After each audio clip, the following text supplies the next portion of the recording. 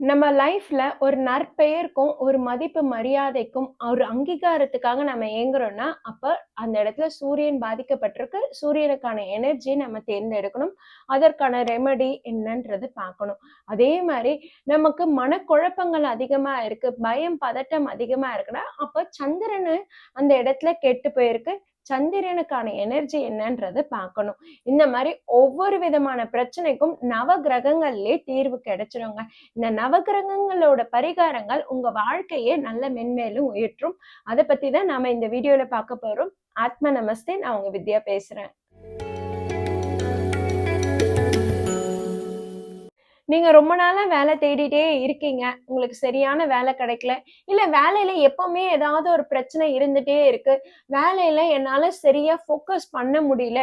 ஒரே இடத்துல என்னால வேலை செஞ்சுட்டு இருக்க முடியல. அடிக்கடி வேலைக்கு மாற்றம் ஏற்பட்டுட்டே இருக்கு. இந்த மாரி வேலைக்கான பிரச்சனைகள் ரொம்ப அதிகமா இருக்கு. எனக்கான சரியான அங்கீகாரம் கிடைக்க மாட்டேங்குது. வேலைய விட்டுட்டு வீட்டுக்கு வந்தாலும் சரி, இல்ல வெளிய ஃப்ரெண்ட்ஸ் கூட இருந்தாலும் சரி, எனக்கான சரியான அங்கீகாரம் கிடைக்க மாட்டேங்குது. நற்பெயர் எடுக்க முடியல அப்படின்னு ஃபீல் பண்றீங்கன்னா, அப்போ உங்களுடைய ஜாதகத்துல சூரியன் பாதிக்கப்பட்டிருக்கு. சூரியன் சரியான நட்சத்திர சாரத்துல இல்லைனாலோ, அல்லது துலாம் ராசியில் இருந்தாலோ, அல்லது ராகு கேதுவோட இணைவு பெற்றிருந்தாலோ உங்களுக்கு இதற்கான பிரச்சனைகள் ரொம்ப அதிகமாவே உங்க லைஃப்ல ஃபேஸ் பண்ணுவீங்க. நீங்க என்ன பண்ணணும்னா, தினசரி காலையில சூரிய உதயத்துக்கு முன்னாடி எழுந்துக்கோங்க. எழுந்துட்டு ஒரு டம்ளர் தண்ணி, அது கிளாஸ் வாட்டரா இருந்தா பரவாயில்ல, கிளாஸா இருந்தா நல்லது, இல்ல செம்பு பாத்திரமா இருந்தா ரொம்பவே நல்லது. இந்த பாத்திரத்துல தண்ணி எடுத்துக்கோங்க. தண்ணி எடுத்து வச்சுக்கிட்டு சூரியன் உதயம் ஆகும்போது சூரிய நமஸ்காரம் சொல்லி, சூரியன் பகவானே போற்றின்னு 3 முறை சொல்லி, நீங்க அந்த தண்ணிய ஆக்னேயம் பண்ணி வழிபாடு பண்ணிட்டு வரும்போது, அப்போ உங்களுடைய அங்கீகாரம் நல்ல அந்தஸ்து உயருங்க. அதே மாதிரி உங்களுக்கு நற்பெயர் கிடைக்கும். வேலையில இருக்கக்கூடிய பிரச்சனைகளும் தீர்வு கிடைச்சிடும். அடுத்ததா பாத்தீங்கன்னா, மனக்குழப்பங்கள் அதிகமா இருக்கு. பயம், பதட்டம் அதிகமா ஏற்படுது. எப்ப பார்த்தாலும் ஏதாவது ஒண்ணுத்த பத்தி யோசிச்சுட்டே இருக்கேன். ஓவர் திங்கிங் அதிகமா இருக்கு அப்படின்னா, அப்போ உங்களுக்கு சந்திரனோட பாதிப்பு அதிகமாவே இருக்கு. சந்திரனோட பாதிப்பு அதிகமா இருக்குன்னும் போது, உங்களுடைய அம்மா கிட்ட இருந்து பிளெஸிங்ஸ் வாங்கிக்கோங்க. உங்க அம்மாவை நீங்க கஷ்டப்படுத்தாம நல்லபடியா பார்த்துக்கிட்டாலே போதும். அவங்களுடைய பிளெஸிங்னால உங்களுடைய மன நிம்மதி அடையும். அதே மாதிரி பௌர்ணமி நேரத்துல நீங்க கிரிவலம் போயிட்டு வாங்க. தயிர் சாதம் தானம் பண்ணுங்க. அதே மாதிரி தண்ணி, நீர், மோர், ஜூஸ், இளநீர் இதெல்லாம் நீங்க அதிகமா நீங்க தான தர்மம் பண்ணிட்டு வரும்போது பாத்தீங்கன்னா, உங்களுக்கு இருக்கக்கூடிய மனப்பதட்டம், மனக்குழப்பம், பயம் இது எல்லாமே நீங்கிடும். அடுத்ததா உங்களுக்கு பேச்சுல தடுமாற்றம் ஏற்படுது, அல்லது கம்யூனிகேஷன் மூலமா தான் உங்களுடைய வேலை தொழில் நல்ல முன்னேற்றம் ஏற்படும். நான் ஒரு கம்யூனிகேஷன் லைன்ல இருக்கேன், என்னுடைய பேச்சு மூலமா தான் என்னுடைய அந்தஸ்து, பதவி எல்லாமே உயர்வு பெறும். நான் ஒரு சோசியல் மீடியால இருக்கிறேன், நான் ஒரு மீடியேட்டரா இருக்கிறேன், என்னுடைய வேலையே மீடியேட்டர் வேலை தான் அப்படின்னு நீங்க இருக்கீங்கன்னா, அப்போ புதன் கிரகத்தை நீங்க அதிகமா ஆக்டிவேட் பண்ணுங்க. உங்களுக்கு எப்பவுமே பண பிரச்சனை இருக்கக்கூடாது, நல்ல செல்வ செழிப்பா இருக்கணும், லக்ஸூரியஸ் லைஃப் வாழணும்னு நினைக்கிறீங்களா? வீட்டுல கார் வச்சுட்டு இருந்தீங்கன்னா அந்த காரை எப்பவுமே கிளீனா வச்சு மெயின்டைன் பண்ணுங்க. உங்களுடைய ஒய்ஃப்க்கு, உங்களுடைய ஸ்பவுஸ்க்கு, ஒய்ஃபா இருந்தா ஹஸ்பண்ட்க்கு, ஹஸ்பண்டா இருந்தா ஒய்ஃப்க்கு, இவங்களுக்கு நீங்க சரியான மரியாதை ஈக்குவலா நீங்க வழி நடத்துங்க.